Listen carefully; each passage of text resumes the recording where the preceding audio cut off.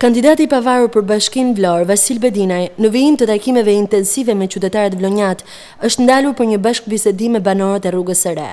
Në këtë takim, Bedinaj ka përqendruar bisedën me të rinjtë e kësaj zone, të cilëve sot Vlora nuk u ofron asgjë. Më thuaj 3 gjëra që doja ti në këtë qytet. Para njerë punë për çuna të ri, rruga s'bet lafje. Ujë, drita, të jeshin paktën këto. Këto doja dhe unë. Doja rrugën të ishte shtruar mos kishte plur, doja ujë që të lajsha të shplajsha, doja drita që të kem, doja dhe punë. Po si mund të ketë ti kesh ti këto 3 gjëra në këtë qytet, kur s'do t'ja di njëri fare. Vlora është një forcë e madhe ekonomike. Është qytet turistik, është qytet me probleme të mëdha. Edhe për këtë të falenderoj që ti ke marrë guximin të dalë zot këtyre problemeve. E ne kemi besim. Ti je I sigurt që kam dalë sepse dua të punoj. E kam provuar që ditë punoj në Vlorë dhe nuk kam ikur asnjë ditë nga Vlora. Kandidati Bedinaj ka theksuar se programi I tij mbështetet në një kontratë 1 vjeçare me qytetarët për mbajtjen e premtimeve. Kjo kontratë synon për mbushjen e premtimeve që u përgjigjen nevojave imediate që ka Vlora brenda vitit të parë të mandatit për të vijuar më tej me projektet afatgjata. Sipas Bedinajt, Vlora nuk ka më kohë të dëgjojë programet boshe 4 vjeçare të partive, që kandidatët politikë I përsërisin çdo fushat për t'i lënë më vonë në letër. Kam dalë me një kontratë morale që të hënën në mëngjes do filloj të shpërndahet në flet. Dhe kjo kontratë morale ka disa pika. Kontratë me qytetarët quhet.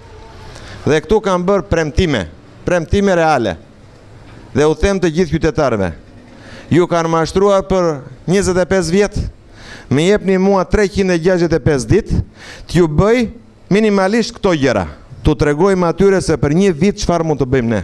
Kaq. Në rast se nuk e bëjmë, të ikim. Të vi dikush tjetër.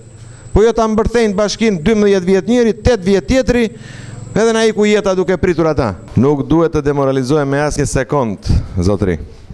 Sepse ky qytet është I joti, është I imi, është I gjithëve këtyre të rinjve.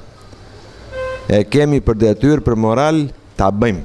Bedinaj ka kërkuar që më 21 qershor vlonjatët votojnë kandidatin I cili do të jap llogari para qytetarëve për punën e bërë, dhe jo ata që do të jenë të detyruar të japin llogari te partitë e tyre për interesat politik.